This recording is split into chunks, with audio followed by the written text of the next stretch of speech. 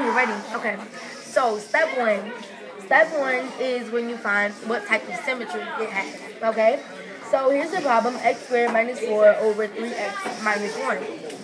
So, the first thing we're going to do is wherever you see x, we're going to replace that with a negative x. Because f is equal to negative x. So, we replace the x with the negative x here and here. Anywhere you see x, you replace it. So, which gives us negative, because both of them become negative, we're just going to put one negative here to symbolize that they're both negative. And we have negative x squared minus 4, and then 3x minus 6, okay? And that's origin symmetry because this is the product. The product is a negative, okay? Which means that this is origin symmetry. Got it? All right. So step 2. Step 2, you replace x with 0, okay? So right here you see I replaced the x with a 0. And so it becomes 0 squared. We all know that's 0. I hope you do. So 0 squared is 0. Minus 4 is negative 4. And then you have 3 times 0 minus 6 gives you 0 minus 6. We all know that's negative 6. Unless you're Ryan. So you have negative 4 over negative 6. Which we all know that you can take the negative 2 out. Which gives you negative 4 divided by negative 2 gives you 2. And then negative 6 divided by negative 2 gives you 3.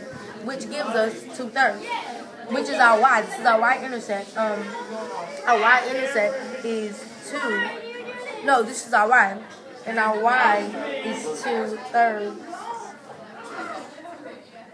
Okay. Yeah, y-intercept. So it's 2/3, which means that we know that we have x and y, which means that x is equal to 0 and y is equal to 2/3. Okay? Alright. Step 3. So, step 3, here is the numerator. Okay, so you have x squared minus 4 is equal to 0. But it has a hole in it. So how do we check for a hole? This way. Okay? So right here, we find the square root of x squared is equal to the square root of 4. Okay? So then that tells us that x is equal to plus or minus the square root of 2. Because what's the square root of 4? 2. Exactly. So that tells us that our x-intercept is plus or minus 2. Okay? Now don't get confused because this can also mean a peace sign, but that's irrelevant. So step number 4.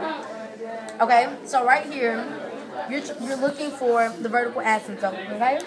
So this right here is how we're gonna find our hole. I said it all backwards, and this would be 2, 0 because you had 2 as your x-intercept. Okay, so right here we take this and we factor it out. So when we factor out x squared minus 4, we know this is difference of squares.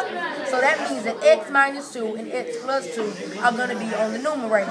And the denominator is going to be 3 times x minus 6. Because that's how x minus 2, that's how you would factor it. So then we cross out the things that are uncommon, which is x minus 2 and x minus 2.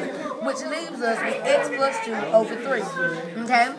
And so then we're going to take we're going to take what we crossed out, the denominator, and we're going to make that equal to 0, which x minus 2 is equal to 0. You find that x is equal to 2, okay? Which means that your vertical asymptote is 2. And there's also a hole at 2, okay? All right. So, step 5. This is the last step before you go to 6 and 7. So, step 5. When you're looking for the horizontal asymptote, you have to look at the power, the exponent, okay? And so because the numerator exponent is greater than the denominator exponent, that means that n is greater than m, okay? Which means that there is no horizontal asymptote. Now, Ryan is going to explain to you how he got this grade. Oh, okay. Go. We're on a time schedule here. Okay. Time is money. So, for this one, we got our graph to look like this, and that's because the hole was up here at 2. It's supposed to be like 0. Well, no, 2, 2. Sorry. So it's supposed to be a 2, 2. That means there was a hole there, and then it would be going down, and it would go through 2/3 of it, which it goes through, and then the lines would be coming off into space. Okay. Ryan, you look bad. Oh, I got it.